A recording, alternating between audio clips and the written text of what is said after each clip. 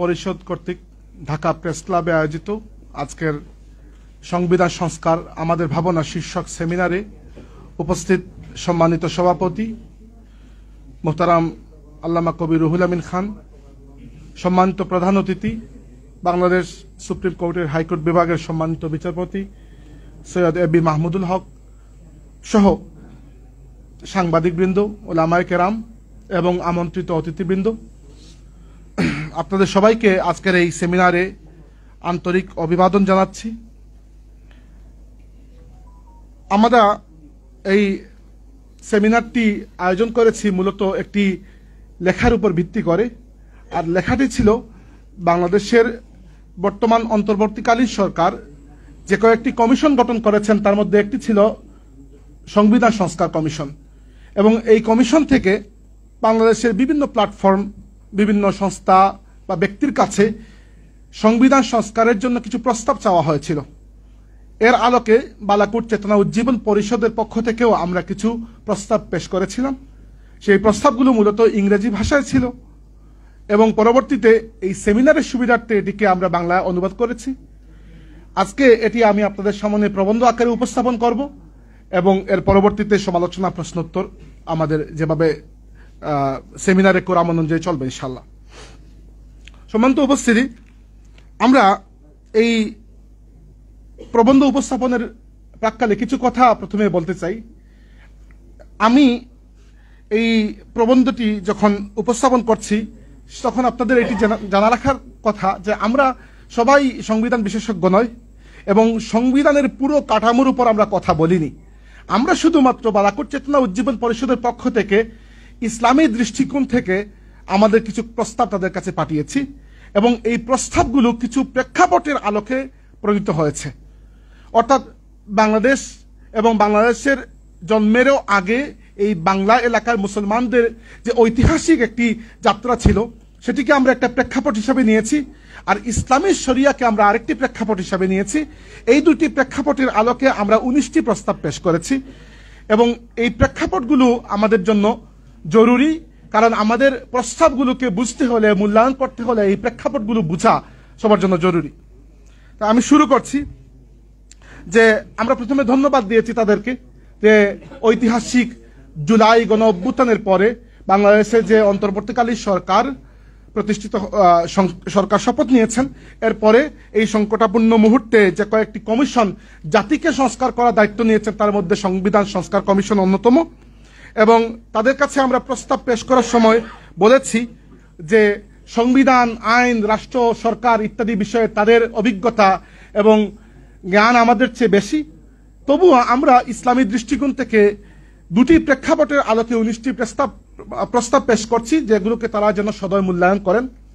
আমাদের প্রথম প্রস্তাব হচ্ছে আমরা সেকুলারিজম অর্থাৎ ধর্মনিরপেক্ষতা এবং সোশ্যালিজম অর্থাৎ সমাজতন্ত্রকে বাংলাদেশের সংবিধানের প্রিয়াম্বল অর্থাৎ প্রস্তাবনা থেকে, যেখানে এগুলোকে জাতীয় মুক্তি সংগ্রামের অনুপ্রেরণা হিসেবে উল্লেখ করা হয়েছে, এবং সংবিধানের দ্বিতীয় ভাগ যেখানে রাষ্ট্র পরিচালনার মূলনীতি হিসাবে 4টি আদর্শকে উল্লেখ করা হয়েছে, যার মধ্যে দুটি হচ্ছে সেকুলারিজম এবং সোশ্যালিজম, এগুলোকে বাদ দেওয়ার সুপারিশ করেছি, প্রস্তাব করেছি।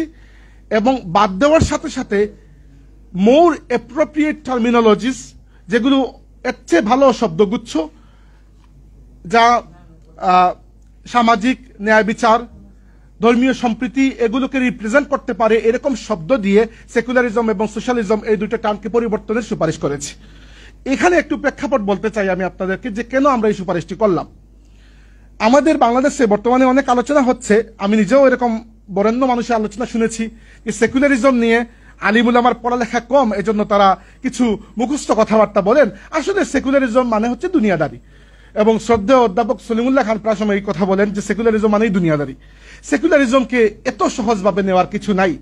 সেকুলারিজম শব্দটি কোন ভাষা থেকে, কোন শাব্দিক অর্থে এসেছে এটি এখন দেখার বিষয় নয়, কারণ সেকুলারিজম এই শব্দ এখন একটি পারিভাষিক অর্থে ব্যবহার হয়।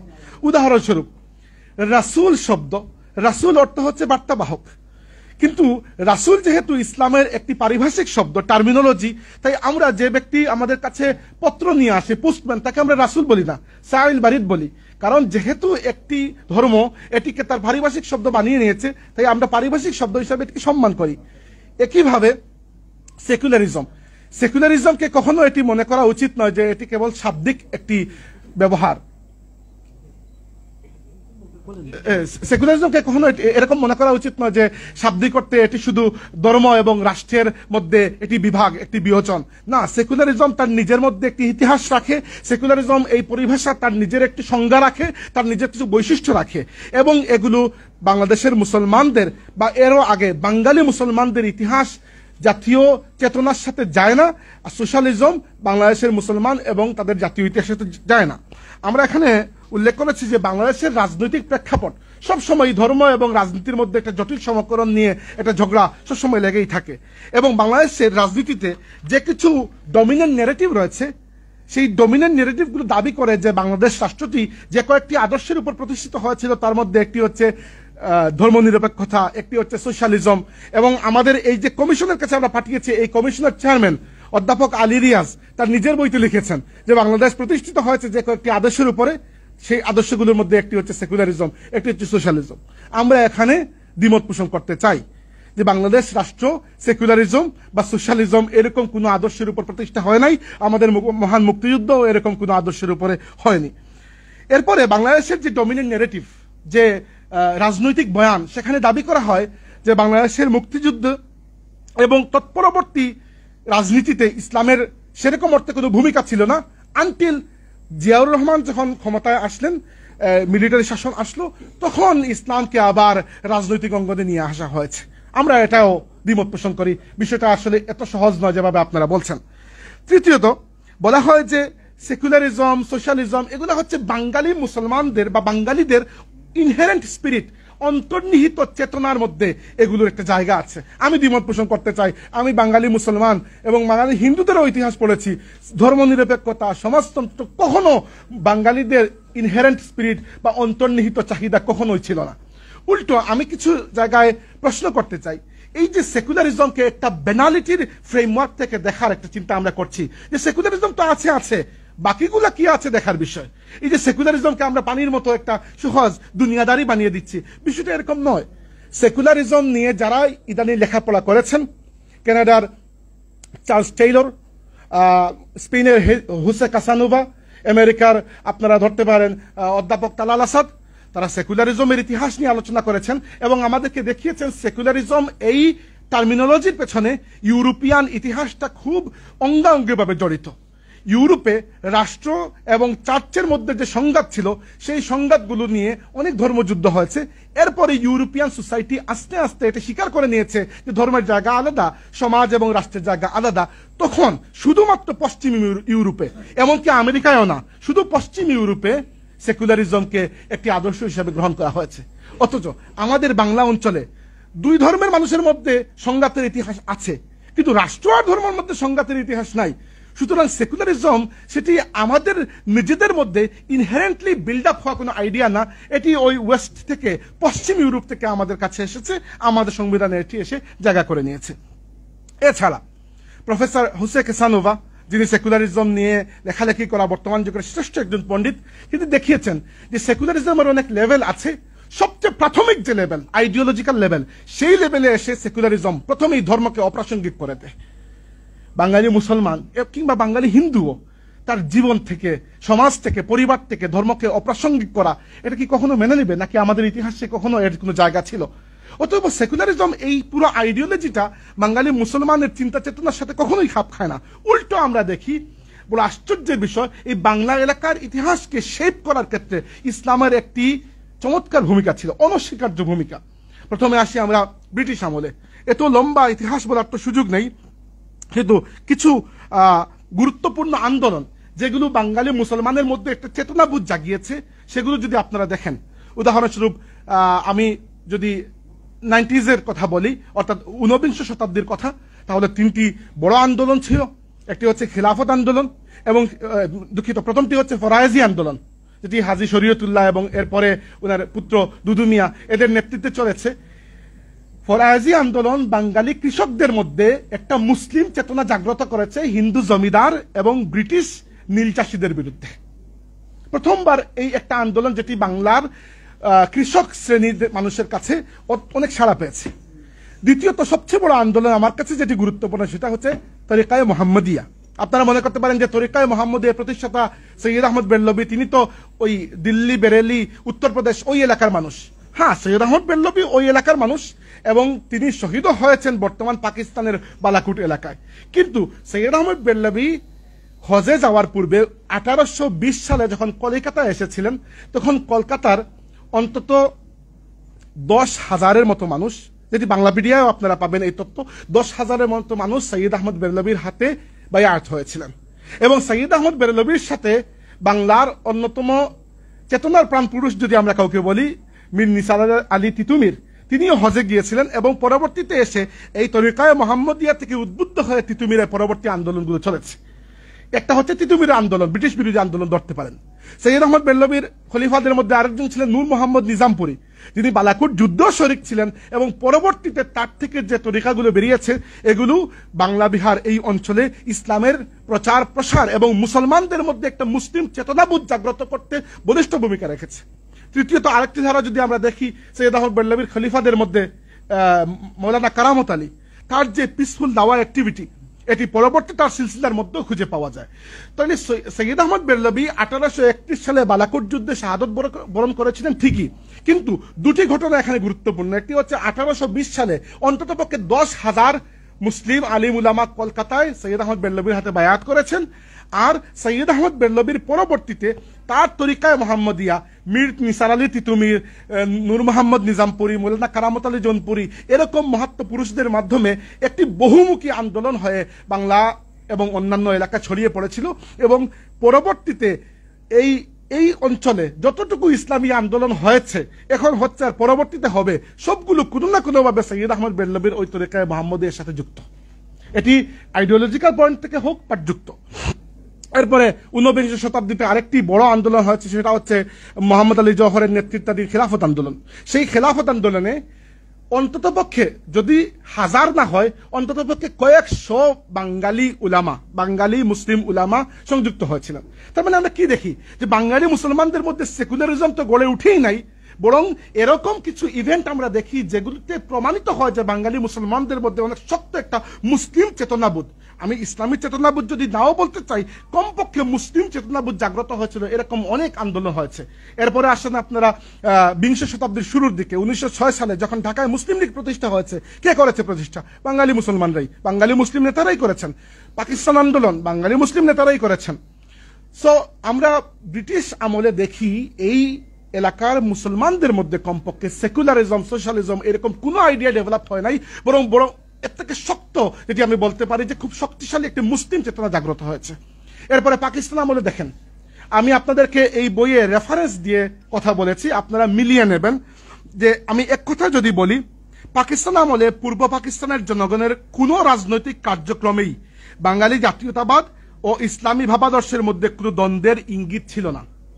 আপনারা পূর্ব পাকিস্তান আওয়ামী মুসলিম লীগ, তার সমস্ত কার্যকলাপ, মিটিং, তার বক্তৃতা এবং তাদের যত ইশতেহার আছে, ঘোষণা, দফা, দাবি, কোন জায়গায় ইসলামী চেতনা, মুসলিম চেতনাকে বাঙালি জাতির চাহিদা, বাঙালি জাতির জাতীয়তাবোধ এগুলার বিরুদ্ধে দাঁড় করানোর একটা প্রবণতা, সেকুলারিজম, সেকুলারাইজেশন, সোশ্যালিজম এরকম কোনো আইডিওলজি ছিল না।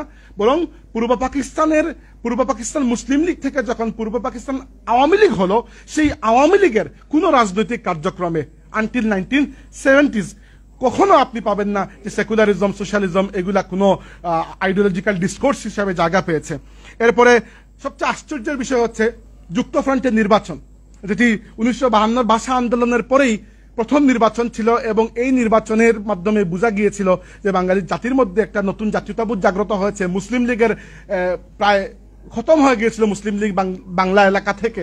সেই গুরুত্বপূর্ণ নির্বাচনে মুসলিম যুক্তফ্রন্টের যে নির্বাচনী ইশতেহার ছিল, সেই ইশতেহারের মধ্যে না সেকুলারিজম ছিল, না সোশ্যালিজম ছিল, না অন্য কোনো ভাষাতাত্ত্বিক জাতীয়তাবোধের কোনো কথা ছিল। বড় আশ্চর্যের বিষয় আপনারা খুঁজে পাবেন তাদের স্পষ্ট যে বয়ান ছিল, তারা সেখানে তাদের ইয়ের মধ্যে লিখেছে, তাদের নির্বাচনী ইশতেহারের মধ্যে, যে no legislation shall be enacted repugnant to the Quran and Sunnah and steps shall be taken to enable citizens to order their lives following the principle of equality and brotherhood in Islam. অর্থাৎ যুক্তফ্রন্টের নির্বাচনী ইশতেহার ছিল যে কোরআন সুন্নাহ বিরোধী কোনো আইন এই অঞ্চলে করা হবে না। তো কোন জায়গায় সেকুলারিজম কিন্তু আমরা খুঁজে পাচ্ছি না। 1954 আসলো। এরপরে আসেন পরবর্তী সময়, আমি এখানে এত লম্বা করে সবকিছু আলোচনা করি নাই যেহেতু সেই সুযোগটাও ছিল না আমাদের, কিন্তু রেফারেন্স দিয়েছে, আপনারা দেখে নিতে পারেন বা ফার্দার স্টাডিজের জন্য, ফার্দার রিসার্চের জন্য, যে শেখ মুজিবুর রহমানের 6 দফা আন্দোলন, সর্বদলীয় ছাত্র সংগ্রাম পরিষদের 11 দফা দাবি, আওয়ামী লীগের 1970 সালের নির্বাচনী ইশতেহার, কিংবা 1972 সংবিধান প্রণয়ন হওয়ার আগ পর্যন্ত আমাদের জাতীয় ঘোষণাপত্র বলতে যা ছিল সেটা হচ্ছে 1971 সালের প্রক্লেমেশন অফ ইন্ডিপেন্ডেন্স, স্বাধীনতার ঘোষণাপত্র। কোন জায়গায় না সেকুলারিজমের কোনো আলোচনা ছিল, না সোশ্যালিজমের কোনো আলোচনা, না এক পাকিস্তান থেকে সরে এসে একটা ধর্ম নিরপেক্ষ সেকুলার রাষ্ট্র বানানোর কোনো আকাঙ্ক্ষা এখানে প্রস্ফুটিত হয়েছিল, না সোশ্যালিস্ট কোনো আইডিওলজি ছিল, কিছুই ছিল না। আপনারা গুগলে সার্চ দিয়ে বাংলাদেশের স্বাধীনতার ঘোষণাপত্র পড়তে পারেন, সেখানে না সেকুলারিজমের কোনো আলোচনা, না সোশ্যালিজমের কোনো আলোচনা। তাইলে আমি যদি এটি বলি যে 1972 সালের সংবিধানে রাষ্ট্রের মূলনীতি হিসাবে এবং স্বাধীনতা যুদ্ধের চেতনা বা ইন্সপিরেশন হিসাবে সেকুলারিজম এবং সোশ্যালিজমকে হঠাৎ করে এসে ঢুকিয়ে দেওয়া হয়েছে, আমি মনে হয় খুব ভুল কথা বলছি না। হ্যাঁ, ঠিক আছে, আমি এটা স্বীকার করছি যে শেখ মুজিবুর রহমান বারবার বলেছেন, এবং তিনি জার্মান একটা পত্রিকাকে সাক্ষাৎকার দিয়েছেন, রিসেন্টলি আমি পড়লাম ওই পত্রিকাটি, যে তিনি বলেছেন যে সেকুলারিজম মানে ধর্ম নিরপেক্ষতা, দুঃখিত, সেকুলারিজম মানে ধর্মহীনতা নয়, তিনি বলেছেন, স্বীকার করেছেন। এবং সংবিধান প্রণয়ন কমিটির প্রধান যিনি ছিলেন ডক্টর কামাল হোসেন, তিনিও বলেছেন, তার সাক্ষাৎকারটাও আমি পড়েছি, যে আমরা সেকুলারিজমকে গ্রহণ করতে বাধ্য ছিলাম এজন্য যেন ধর্মীয় আগ্রাসন এবং ধর্মীয় বৈষম্য রোধ হয়। তাহলে আমার একটা ছোট্ট প্রশ্ন, ধর্মীয় সম্প্রীতির জন্য এমনও শব্দ পৃথিবীতে আছে বাংলা এবং ইংরেজি ভাষায় যেগুলোকে আপনারা এই জায়গায় ব্যবহার করতে পারেন, এবং এই প্রস্তাব আমরা দিয়েছিও। কিন্তু সেকুলারিজম যার নিজস্ব একটা সংজ্ঞা আছে, বৈশিষ্ট্য আছে, ইতিহাস আছে, তাকে ভিন্ন অর্থে আমাদের সংবিধানে কি জন্য ব্যবহার করা হলো, এটাই আমাদের এখানে আপত্তি। আমরা ধর্মীয় সম্প্রীতির পক্ষে, আমরা কোনো মানুষ চায় না ধর্মীয় সংঘাতের মধ্যে দেশ থাকুক, কিন্তু ধর্মীয় সম্প্রীতি বুঝাতে সেকুলারিজম কি একটি পারফেক্ট শব্দ? I don't think so. Secularism বা সোশ্যালিজম, সামাজিক ন্যায় বিচার বুঝাতে সোশ্যালিজম কি একটি পারফেক্ট শব্দ?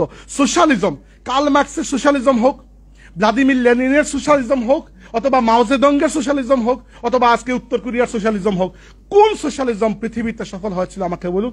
আমি যদি ইউরোপের নিষ্পেষণের ইতিহাসকে সামনে রেখে কার্ল মার্কসকে কতক্ষণের জন্য সাপোর্টও করি, কিন্তু পরবর্তীতে কার্ল মার্কসের আইডিওলজির উপরে যে রাষ্ট্রগুলো প্রতিষ্ঠিত হয়েছিল, তাদের যে জুলুম বর্বরতার ইতিহাস, সেই জায়গা থেকে আমি সোশ্যালিজম বা সমাজতন্ত্রকে কিভাবে সাপোর্ট করতে পারি? সো বাঙালি মুসলমানের চেতনার মধ্যে না কখনো সেকুলারিজম ছিল, না কখনো সোশ্যালিজম ছিল, বরং আমরা দেখেছি, যদিও শেখ মুজিবুর রহমান এটিকে করার চেষ্টা করেছেন, ব্যাখ্যা করার চেষ্টা করেছেন যে সেকুলারিজম মানে আমরা ধর্মহীনতা বুঝাচ্ছি না, কিন্তু বাংলাদেশে বারবার কোন সরকারের আমলে আর কোন সরকারের আমলে নয়, এই হিসাবটুকু বাদ দিয়ে আপাতত আমরা মোটা দাগে বলছি, বাংলাদেশে বারবার আমরা অনেক আগ্রাসী ধর্ম নিরপেক্ষীকরণ দেখেছি, অনেক আগ্রাসী ডি ইসলামাইজেশন দেখেছি, বাংলাদেশে এমনও ডি ইসলামাইজেশন দেখেছি যাকে আমরা প্রফেসর হাতিম বাজিয়ানের একটি টার্মিনোলজি আছে যে ইসলামোফোবিয়া ইন মুসলিম স্টেটস, এর সাথে আমরা তুলনা করতে পারি। হ্যাঁ, আমরা আল্লাহ শুকরিয়া আদায় করছি যে বাংলাদেশে কামালিজমের মতো সেকুলারিজম কখনো আসে নাই, লাইসিটের মতো সেকুলারিজম কখনো আসে নাই, কিন্তু সেকুলারিজমের বৈশিষ্ট্য হচ্ছে সে তার যাত্রা শুরু করে ধর্মীয় সম্প্রীতির নামে, আর পরবর্তীতে যেতে যেতে কামাল আতাতুর্কের কামালিজম পর্যন্ত চলে যায়। এজন্য আমাদের যে স্পষ্ট দাবি হচ্ছে বাংলাদেশের সংবিধানের মূলনীতি, দুঃখিত, বাংলাদেশের সংবিধানের প্রস্তাবনা, যেখানে সেকুলারিজম এবং সোশ্যালিজমকে আমাদের স্বাধীনতা সংগ্রামের মোটিভেশন বা ইন্সপিরেশন হিসেবে দেখানো হয়েছে, সেটি ভুল, এগুলোকে বাদ দিন। এবং আমাদের সংবিধানের দ্বিতীয় অংশে যেখানে রাষ্ট্র পরিচালনার মূলনীতি হিসাবে সেকুলারিজম এবং সোশ্যালিজমকে রাখা হয়েছে, এগুলো বাদ দিন।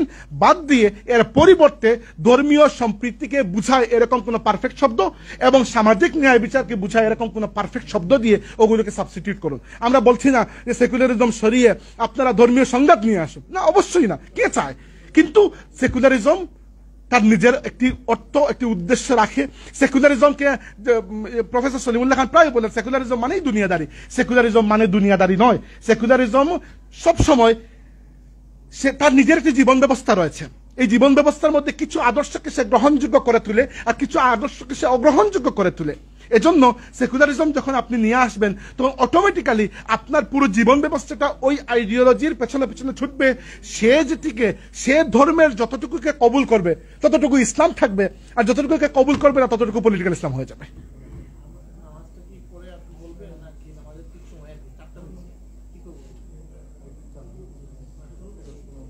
এর মধ্যে শেষ হয়ে যাবে।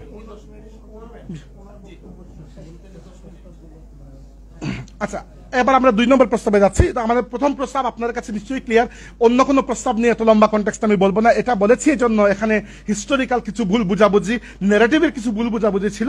তো আমাদের প্রথম প্রস্তাব হচ্ছে সেকুলারিজম এবং সোশ্যালিজমকে পরিবর্তন করে অধিক উপযোগী শব্দগুচ্ছ দিয়ে এগুলোকে যেন সাবস্টিটিউট করা হয় সংবিধানের প্রিয়াম্বল এবং সংবিধানের দ্বিতীয় অংশ থেকে। আমাদের 2 নম্বর, 3 নম্বর, 4 নম্বর প্রস্তাব এখন পড়ছি আমরা। আমাদের 2 নম্বর প্রস্তাব ছিল আমাদের আচ্ছা, পৃষ্ঠার নাম্বার হচ্ছে 9, আপনারা ধরতে পারেন যদি চান। আমরা সংবিধানের প্রস্তাবনায় মহান সর্বশক্তিমান আল্লাহর নিরঙ্কুশ সার্বভৌমত্বকে আনুষ্ঠানিক স্বীকৃতি দেওয়ার দাবি করেছি, অর্থাৎ অ্যাবসোলুট সভরেন্টি অফ অলমাইটি আল্লাহ। এটিকে সংবিধানের প্রস্তাবনা, যেখানে সংবিধানের ঘোষণাপত্র, এটা জাতির নিজের ঘোষণা করছে, সেখানে স্বীকৃতি দেওয়ার কথা বলছি। এবং এটা কোনো অভূতপূর্ব কথা নয় যে আমরাই প্রথম বলেছি। পৃথিবীতে মুসলিম দেশগুলোর মধ্যে মৌরিতানিয়া, পাকিস্তান, অন্যান্য দেশ এবং খ্রিস্টান সংখ্যাগরিষ্ঠ রাষ্ট্রগুলোর মধ্যে আয়ারল্যান্ড, কানাডা এবং অস্ট্রেলিয়ার মতো রাষ্ট্রগুলোর সংবিধানে কোনো না কোনো ঐশ্বরিক ধর্মকে অথবা ঐশ্বরিক এন্টিটিকে তাদের সুপ্রিম সভরেন্টি হিসাবে স্বীকার করা হয়েছে। সো আমরা কোনো অভূতপূর্ব কথা বলছি না, বরং এটি পৃথিবীর অন্যান্য সংবিধানের মধ্যেও ছিল। তৃতীয় প্রস্তাব হচ্ছে আমরা ইসলামকে, যেখানে আমাদের সংবিধানে যেখানে ইসলামকে প্রথম ভাগে রাষ্ট্রধর্ম হিসাবে স্বীকৃতি দেওয়া হয়েছে সেটিকে বহাল রাখার প্রস্তাব দিয়েছি। এবং একই সাথে সংবিধানের প্রস্তাবনা অর্থাৎ প্রিয়াম্বলের মধ্যে ইসলামকে নৈতিক দিক নির্দেশনার ভিত্তি বা ফাউন্ডেশন ফর মোরাল গাইডেন্স হিসাবে অন্তর্ভুক্ত করার দাবি করেছি।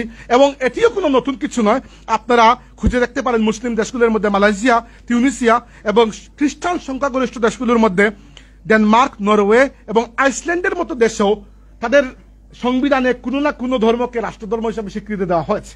তার মানে এই নয় যে কানাডায় অন্য কোনো মানুষ ধর্ম পালন করতে পারে না, পারে, অবশ্যই পারে।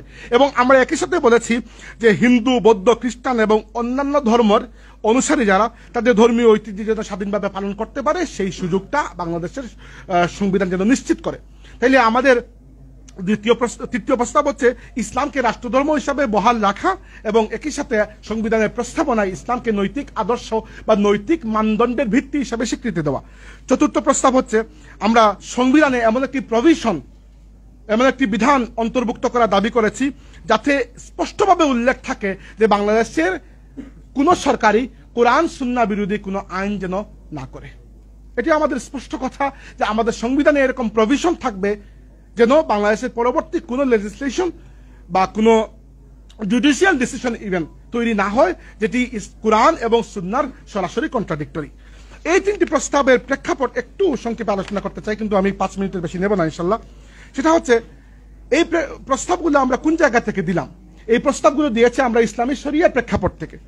এজন্য যাদের কাছে আমরা প্রস্তাব দিচ্ছি আপনারা মনে রাখতে হবে যে আমাদের সংবিধান সংস্কার যে কমিশন হয়েছে সেখানে সিনিয়র আলিমুল আমার উপস্থিতি রাখা হয় নাই, মূলত সংবিধান বিশেষজ্ঞ, আইনজ্ঞ, তাদের কাছে আমরা প্রস্তাব দিচ্ছি। যেহেতু আমরা ইসলামের দৃষ্টিকোণ থেকে প্রস্তাব দিচ্ছি, তাই ইসলামী শরিয়াকে কিভাবে তারা বুঝতে পারে এবং আইন প্রণয়নের ক্ষেত্রে ইসলামী শরিয়াকে কিভাবে তারা ব্যাখ্যা করতে পারে সেই কাঠামোটা আমরা তাদেরকে বানিয়ে দিয়েছি। আমরা বলেছি যে বড় দুঃখজনকভাবে অজ্ঞতাবশত কিছু মানুষ মনে করে যে ইসলামী শরিয়া হচ্ছে চুরের হাত কাটা টাইপের কিছু আইন এবং ওগুলা সমষ্টি, কিন্তু ইসলামী শরিয়া কেবল কিছু দণ্ডবিধির সমষ্টি নয়। ইসলামী শরিয়া মানে পুরো দিন ইসলাম। এর মধ্যে আকায়েদ রয়েছে, এর মধ্যে আহকাম রয়েছে, এর মধ্যে আখলাক রয়েছে। ইসলামী শরিয়া ততটুকুকে কভার করে যতটুকুকে দিন ইসলাম কভার করে। সো ইসলামী শরিয়তের সংজ্ঞা কি? ইসলামী শরিয়তের সংজ্ঞা হচ্ছে আল্লাহ তার বান্দাদের জন্য যে সকল বিধিবিধান দিয়েছে সবই হচ্ছে শরিয়া। এবং এজন্য ইমাম কুরতুবী বলেছেন শরিয়া হচ্ছে নাজাতের পথ। এবং শরিয়ার সংজ্ঞা দেওয়ার পরে একটু ব্যাখ্যা, একটু বৈশিষ্ট্য বলতে চাই যে হাফিজ ইবনুল কাইয়িম একজন 1300 শতাব্দীর ইসলামী ফকি, তিনি বলেছেন যে ইসলামী শরিয়া তার ভিত্তির উপর প্রতিষ্ঠিত, সেই ভিত্তিটা হচ্ছে চারটা। একটা হচ্ছে আদল বা ন্যায় বিচার, জাস্টিস, আরেকটা হচ্ছে রাহমা অর্থাৎ দয়া, আরেকটি হচ্ছে মাসলাহা অর্থাৎ সার্বিক জনকল্যাণ, আর আরেকটি হচ্ছে হিকমা অর্থাৎ প্রজ্ঞা।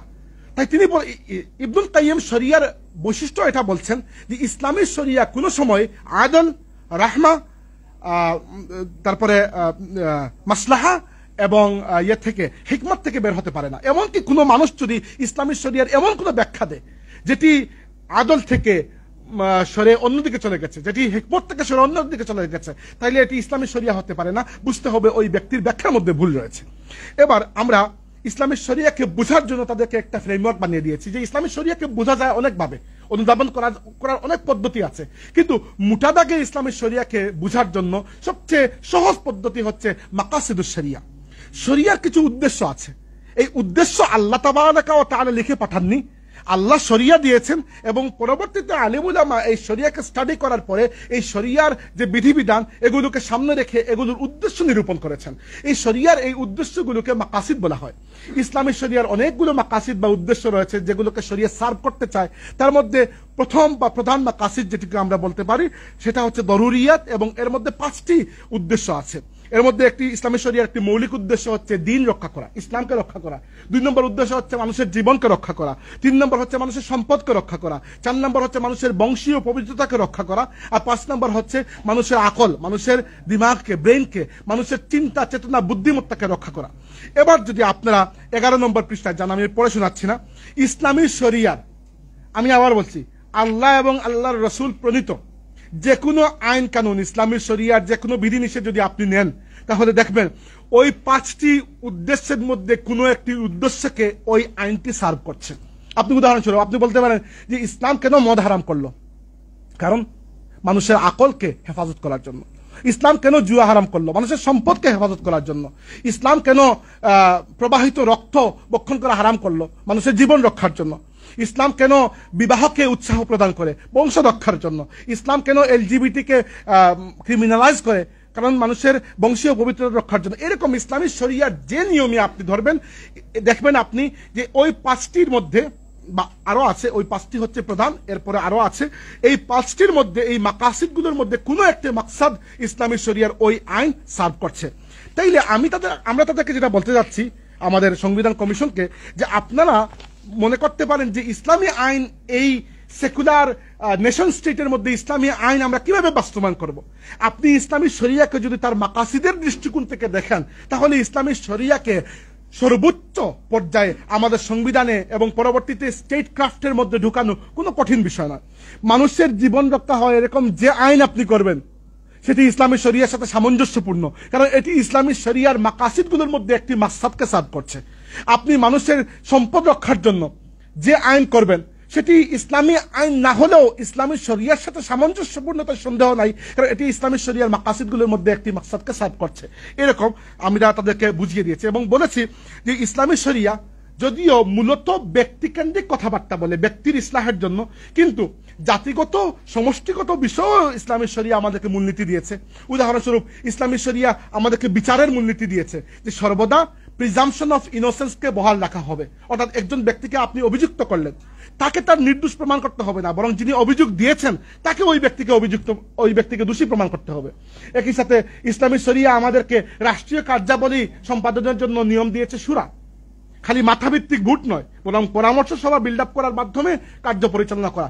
তাই আমি বলছি যেটি ইসলামী শরিয়াকে যদি আমরা মাকাসিদের দৃষ্টিকোণ থেকে বুঝি তাহলে যে আইন দিন রক্ষা করে, জীবন রক্ষা করে, সম্পদ রক্ষা করে, মানুষের বংশীয় পবিত্রতা রক্ষা করে এবং মানুষের চিন্তা বুদ্ধিমত্তা জ্ঞানকে রক্ষা করে, সেটি ইসলামী শরিয়ার সাথে সামঞ্জস্যপূর্ণ। এটি কোরআনের আয়াতের এক্স্যাক্টলি কোরআনের আয়াতের রেপ্লিকা যদি নাও হয় তবুও সমস্যা নাই। যদি ডিরেক্টলি কোরআন সুন্নাহর বিরুদ্ধে না যায় তাহলে এটিকে আমরা শরিয়ার মধ্যে অ্যাকোমোডেট করতে পারবো। তাই আমি যেটি প্রস্তাব দিচ্ছি যে ইসলামী শরিয়ার পক্ষ থেকে এটি এমন কোনো প্রস্তাব নয় যেটা ইম্পসিবল, এমন কোনো প্রস্তাব নয় যেটি এটিকে আপনারা করতে পারবেন না। Just you have to understand the sharia through the lens of মাকাসিদ। এবার আমরা 5 নম্বর প্রস্তাবে যাচ্ছি। এই ছিল আমাদের 2, 3, 4 নম্বর প্রস্তাবের কনটেক্সট। 5 নম্বর প্রস্তাবে আমরা বলেছি যে বাংলাদেশের জন্য একটি সাংবিধানিক সংস্থা হিসাবে একটি ইসলামী পরামর্শ পরিষদ গঠন করা হয়। কারণ সংবিধান, জুডিশিয়ারি, লেজিসলেশন, অ্যাডমিনিস্ট্রেশন সবার কাছে ইসলামী শরিয়াকে ব্যাখ্যা করবে কে? প্রত্যেকে যদি নিজের মতো উঠে ব্যাখ্যা করতে শুরু করে তাহলে তো সমস্যা। সিনিয়র উলামায়ে কেরামের মাধ্যমে যদি বাংলাদেশে একটি সাংবিধানিক সংস্থা থাকে, ইসলামী পরামর্শ পরিষদ, তারা সংবিধানকে ব্যাখ্যা করতে পারবে ইসলামের দৃষ্টিকোণ থেকে এবং জুডিশিয়ারি এবং সরকারকে পরামর্শ দিতে পারবে। এরপরে 6 নম্বর প্রস্তাবে আমরা বলেছি যে LGBTQ অর্থাৎ lesbian, gay, bisexual, transgender, queer plus plus plus এই যে অ্যাক্টিভিটিগুলো আছে এগুলোকে যেন মৌলিক অধিকার বা অন্য কোনো অধিকার হিসাবে স্বীকৃতি না দেওয়া হয়। কারণ এগুলো শুধু ধর্মবিরোধী নয়, মানবতা বিরোধীও, এবং পৃথিবীর কোনো সমৃদ্ধ সভ্যতা এবং সুস্থ সংস্কৃতি এগুলোকে কবুল করবে না। তাই আমরা বলেছি যে আমাদের লিঙ্গ যে তালিকা, যেটি মেল ফিমেল, এখানে ট্রান্সজেন্ডারকে যেন অন্তর্ভুক্ত করা না হয়, আর যাদের রিয়েল জেন্ডার ডিফর্মিটি রয়েছে তাদেরকে ইন্টারসেক্স নামে অভিহিত করা হয়, ট্রান্সজেন্ডার নামে যেন করা না হয়। 7 নম্বর প্রস্তাবে আমরা বলেছি যে মুসলমানদের যে পারিবারিক আইন রয়েছে, বিবাহ, তালাক, তারপরে মিরাসের সম্পত্তি বন্টন, এগুলোতে মুসলমানদেরকে যেন ইসলামী নীতিমালা অনুযায়ী তাদেরকে পরিচালিত হওয়ার সুযোগটিকে সংবিধান কর্তৃক স্বীকৃতি দেওয়া হয়। একই সাথে অন্য ধর্মের যারা আছে তারা তাদের পরিবার সংশ্লিষ্ট আইন যেন নিজের ধর্মের আইন নীতিমালা অনুযায়ী করতে পারে। 8 নম্বর প্রস্তাবে আমরা বলেছি যে আমাদের জুডিশিয়ারি অর্থাৎ বিচার বিভাগের কোন জুডিশিয়াল ডিসিশন যেন ডিরেক্টলি ইসলামী শরিয়া অর্থাৎ কুরআন সুন্নাহর সাথে কন্ট্রাডিক্টরি না হয়। 9 নম্বর প্রস্তাবে আমরা বলেছি যে বাংলাদেশে সাংবিধানিক সংস্থা হিসাবে একটি স্বাধীন জাতীয় শিক্ষা কমিশন গঠন করা উচিত, এবং যেখানে অন্যান্য বিষয়ের পণ্ডিতদের সাথে সাথে ইসলামী আলিমুলামাও থাকবেন, ইসলামী বিষয়গুলো কারিকুলামের মধ্যে কিভাবে অন্তর্ভুক্ত করা হবে, কিভাবে মূল্যায়ন করা হবে এটি দেখার জন্য। আমি শিক্ষা সংস্কার কমিশন বলছি না, আমি বলছি জাতীয় শিক্ষা কমিশন। অর্থাৎ আমাদের দেশে জাতীয় শিক্ষা কমিশন নাই, পৃথিবীর অনেক দেশে রয়েছে, আমেরিকায় রয়েছে, ইন্ডিয়াতে রয়েছে, যেগুলো শিক্ষা কার্যক্রমকে তদারকি করে। আর যেহেতু আমাদের দেশে একটা বিশাল জনগোষ্ঠী মাদ্রাসা পড়ালেখা করেন, এবং তাই আমাদেরকে এই শিক্ষা কমিশনের মধ্যে আলিমুলামাকে অন্তর্ভুক্ত করার পরামর্শ আমরা দিয়েছি। 10 নম্বর প্রস্তাবে আমরা বলেছি যে ইসলামী শিক্ষা ও সংস্কৃতির অগ্রগতিকে সহজতর করার জন্য আমাদের সংবিধানে যেন কিছু প্রভিশন রাখা হয়। তার মধ্যে একটি হচ্ছে যে আমাদের শিক্ষা কারিকুলামের প্রত্যেকটি ধাপে মুসলমানদের জন্য ইসলামিক স্টাডিজকে বাধ্যতামূলক করা হয় এবং অন্যান্য ধর্মের মানুষের জন্য তাদের নিজস্ব ধর্মশিক্ষাকে। দ্বিতীয়ত, বিবাহকে একটি মৌলিক সামাজিক প্রতিষ্ঠান হিসেবে যেন স্বীকৃতি দেওয়া হয়। তৃতীয়ত, শিশু ও পরিবার কল্যাণ এবং জনসমক্ষে অশালীনতা রোধে যেন ইসলামী নীতিমালার সাথে সামঞ্জস্যপূর্ণ বিধান প্রণয়ন করা হয়। 11 নম্বর প্রস্তাব আপনারা 16 নম্বর পৃষ্ঠা পাবেন। আমরা বলেছি যে আমাদের সংবিধানের 77 নম্বর অনুচ্ছেদ যেখানে ন্যায়পালয়ের কার্যালয়ের কথা বলা হয়েছে, দেওয়ান আল মুহতাসিব। আমি দেওয়ান আল মুহতাসিব শব্দটা ইচ্ছা করে উল্লেখ করেছি কারণ এই শব্দটা আমিরুল মুমিনিন উমর ইবনে খাত্তাব রাদিয়াল্লাহু আনহু প্রণীত, এটি প্রথমে তিনিই শুরু করেছিলেন। আমাদের ওই ন্যায়পালয়ের কার্যালয়কে যেন কার্যকর করা হয়, এখানে এটি আছে কিন্তু এটি কার্যকর নয়, এটিকে যদি কার্যকর করা হয় তাহলে প্রশাসনিক পর্যায়ে যে কোনো বিচার তিনি খুব দ্রুত ওই কার্যালয়ের মাধ্যমে করা সম্ভব হবে। 13 নম্বর প্রস্তাবে আমরা বলেছি খুবই গুরুত্বপূর্ণ যে বাক স্বাধীনতা এবং ভাব প্রকাশের স্বাধীনতাকে নিশ্চিত করার পাশাপাশি এটিকেও যেন নিশ্চিত করা হয় যে কোনো ধর্ম বা কোনো ধর্মীয় গোষ্ঠীর বিরুদ্ধে ইচ্ছাকৃত উস্কানি বা উদ্দেশ্যমূলক বৈরিতার বক্তৃতা যেন কেউ বা কোনো কাজ যেন কেউ না করে, এবং একই সাথে নিশ্চিত যেন করা হয় এটি যে কোনো একাডেমিক সমালোচনাকে রহিত করার জন্য এই আইনকে কেউ যেন আবার অপব্যবহার না করতে পারে। বাংলাদেশে দুইটাই সমস্যা, এটা হচ্ছে এদিকে গেলে দেখা যাবে যদি এরকম কোনো বিধান না থাকে তাহলে কোন নির্দিষ্ট ধর্মকে কেন্দ্র করে কেউ ইচ্ছাকৃত উস্কানিমূলক বক্তব্য দিচ্ছে, আবার দেখা যাবে এরকম কোনো আইন যদি থাকে তাহলে ওই আইনকে কেউ ব্যবহার করছে।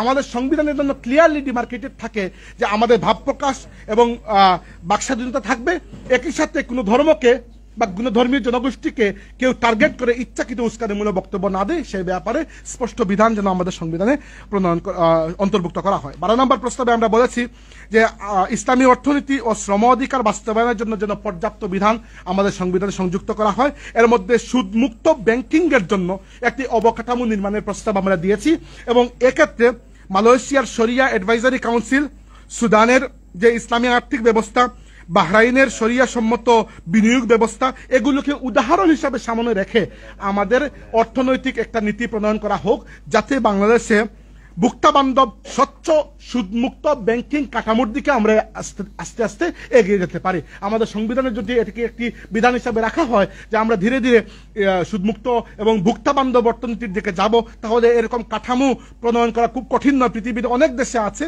এবং এখানে আমরা উদাহরণ হিসাবে সেগুলোকে ব্যবহার করেছি, আপনারা পড়ে নিতে পারেন। এরপরে আমরা এই ক্ষেত্রে আরো কিছু কথা বলেছি যেগুলো আপনারা পড়ে নেবেন। 13 নম্বর প্রস্তাবে আমরা যাচ্ছি যে দুঃখিত 14 নম্বর প্রস্তাবে আমরা যাচ্ছি যে সংবিধানে একটি লিগালি বাইন্ডিং আইনি বাধ্যবাধকতামূলক, এবং এরকম শব্দ শুধু আমরা এই একটার ক্ষেত্রে ব্যবহার করেছি, খুবই গুরুত্বপূর্ণ। যে 14 নম্বর প্রস্তাবে বলেছি যে আইনি বাধ্যবাধকতামূলক বিধান যেন অন্তর্ভুক্ত করা হয় যাতে রাষ্ট্রে বসবাসরত ব্যক্তিদেরকে গুমের বিরুদ্ধে সুরক্ষা এবং আনওয়ারেন্টেড অ্যারেস্টের বিরুদ্ধে সুরক্ষা দেওয়া যায়। কখনো এটি আমরা আর বাংলাদেশে দেখতে চাই না যে মানুষ গুম হচ্ছে, মানুষকে আনওয়ারেন্টেড গ্রেফতার করা হচ্ছে। বাংলাদেশের সংবিধানের জন্য লিগালি বাইন্ডিং, বাংলাদেশের সংবিধানে কিন্তু পুরোটা লিগালি বাইন্ডিং নয়, লিগালি বাইন্ডিং আইনগত বাধ্যবাধকতামূলক এরকম প্রবিধান রাখা হয় যাতে এই রাষ্ট্রে বসবাসকারী প্রত্যেকটি ব্যক্তি এইরকম বিধানকে ব্যবহার করে সে তার নিজেকে, নিজের পরিবারকে গুম এবং আনওয়ারেন্টেড অ্যারেস্ট থেকে সে নিজেকে সুরক্ষা দিতে পারে। পাশাপাশি আমরা বলেছি আমাদের সংবিধানের 3য় ভাগে অনেক অধিকারের কথা বলা আছে, কিন্তু কিছু অধিকার বাদ পড়ে গেছে, সেগুলো আমরা মৌলিক অধিকার হিসাবে পেতে চাই।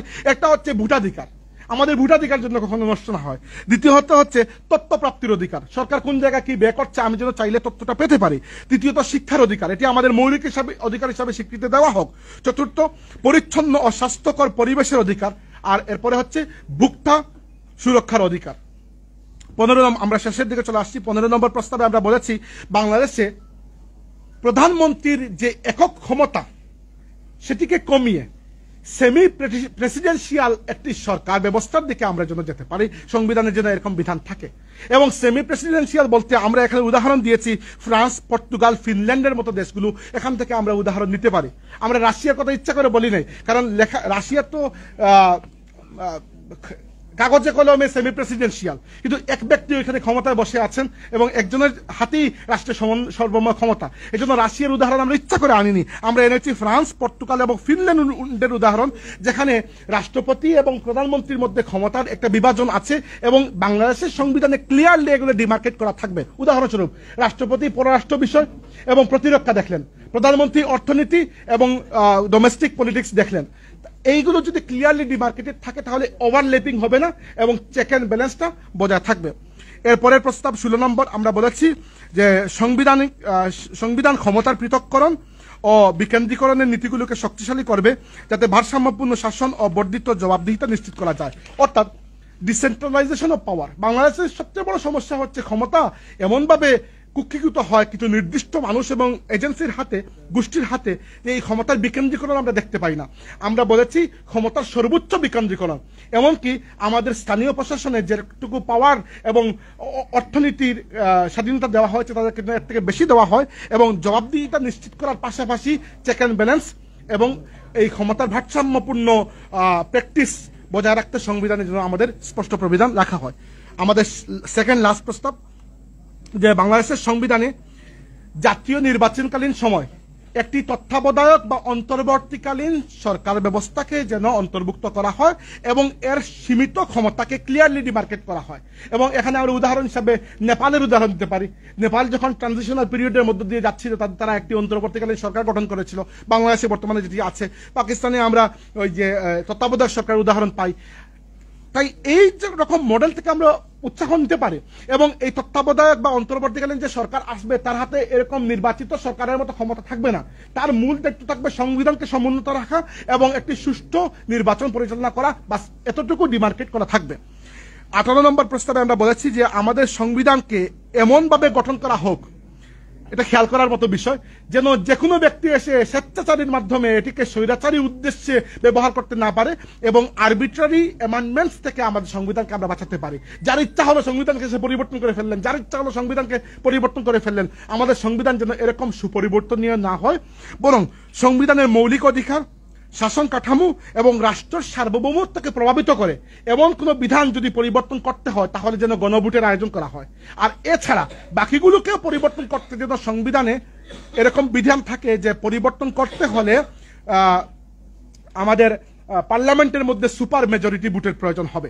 এরকম করলে কি হবে, যেমন জার্মানিতে আপনারা দেখতে পাবেন তাদের যে প্রোটেকশন অফ ফান্ডামেন্টাল রাইটস এগুলোকে কখনো পরিবর্তন করা যায় না। সো আমাদের সংবিধানে কিছু বিষয় থাকবে অপরিবর্তনীয়, যেগুলোকে পরিবর্তন করতে হলে গণভোটের প্রয়োজন পড়বে, আর কিছু বিষয় থাকবে যেগুলোকে পরিবর্তন করতে হলে পার্লামেন্টের সুপার মেজরিটির প্রয়োজন পড়বে, যেন কেউ ইচ্ছা মতো এসে পরিবর্তন করে এটাকে স্বৈরাচারী উদ্দেশ্যে আর ব্যবহার করতে না পারে। আর আমাদের শেষ প্রস্তাব হচ্ছে যে বাংলাদেশ যেন আন্তর্জাতিক শান্তি এবং সমৃদ্ধির প্রতি তার প্রতিশ্রুতিকে, সংহতির প্রতি তার প্রতিশ্রুতিকে বজায় রাখতে গিয়ে কোনো অ্যাপার্থাইড রেজিমের সাথে কোনো সম্পর্ক রক্ষা করা থেকে বিরত থাকে। অর্থাৎ ইসরায়েলের মতো কোনো রাষ্ট্র যারা বৈষম্যমূলক আচরণ করছে অন্য জাতির প্রতি, এইরকম কোনো রাষ্ট্রের সাথে যেন বাংলাদেশের সরকারগুলো কোনো সম্পর্ক না রাখে, এবং মানবতা, মুক্তি এবং স্বাধীনতার প্রতি যে মানবতার ইনহেরেন্ট একটা স্পিরিট আছে সেটিকে বহাল রাখতে গিয়ে ফিলিস্তিনি জনগণের স্বাধীনতা সংগ্রামের প্রতি যেন বাংলাদেশ সরকারের সবসময় তার একটা সমর্থন বহাল থাকে, এবং ভ্রাতৃপ্রতিম মুসলিম রাষ্ট্রগুলোর সাথে যেন আমরা সুসম্পর্ক গড়ে তুলি, যেন আমরা উম্মার একটা ঐক্য এখানে আমরা আমাদের ভূমিকা রাখতে পারি। আমাদের সংবিধানের প্রস্তাবনার মধ্যে এখনো কিন্তু বিষয়গুলো আছে, বাংলাদেশের সংবিধানের প্রস্তাবনার মধ্যে এই বিষয়গুলো আছে। আমি বলেছি শুধুমাত্র এগুলোকে যেন বহাল রাখা হয়, যেন বাংলাদেশের মানুষ এবং পরবর্তী সরকারগুলো কোনো বৈষম্যমূলক রাষ্ট্রের সাথে সম্পর্ক না রাখে, আর প্রত্যেকটি জাতির ন্যায়সঙ্গত মুক্তির আন্দোলনকে সমর্থন করে, আর বিশ্ব মুসলিম উম্মার ঐক্য এবং ভ্রাতৃত্বে তার সমৃদ্ধির জন্য, বৃদ্ধির জন্য নিজের ভূমিকাটুকু সে অগ্রণীভাবে পালন করে। এই প্রেক্ষাপটের আলোকে আমরা এই 19টি প্রস্তাব দিয়েছি, এবং আমরা আশা করি যে আমরা ঐতিহাসিক এবং ধর্মতাত্ত্বিক প্রেক্ষাপটের উপর ভিত্তি করে যে ইসলামী দৃষ্টিকোণ থেকে প্রস্তাবগুলো দিয়েছি, এই কমিশনের চেয়ারম্যান এবং সদস্যবৃন্দ এগুলোকে আন্তরিকভাবে বিবেচনা করবেন, এবং আমরা আল্লাহর কাছে তাদের এবং এই সেমিনারের সাফল্য কামনা করছি। আসসালামু আলাইকুম রহমতুল্লাহ। মোবারকবাদ জানাচ্ছি আমাদের আজকের সেমিনারের মূল প্রবন্ধ উপস্থাপক জনাব পুত্তলিকে। আমরা লক্ষ্য করছি যে আসলে আমাদের সময় কমে যাচ্ছে, আমাদের আরো সম্মানিত অতিথিবৃন্দ তশরিফ এনেছেন। আমরা এখন নামাজের বিরতি দিচ্ছি, নামাজের পরপরই আমরা আমাদের সেমিনার স্থলে চলে আসবো। নিচতলায় নামাজের ব্যবস্থা আছে।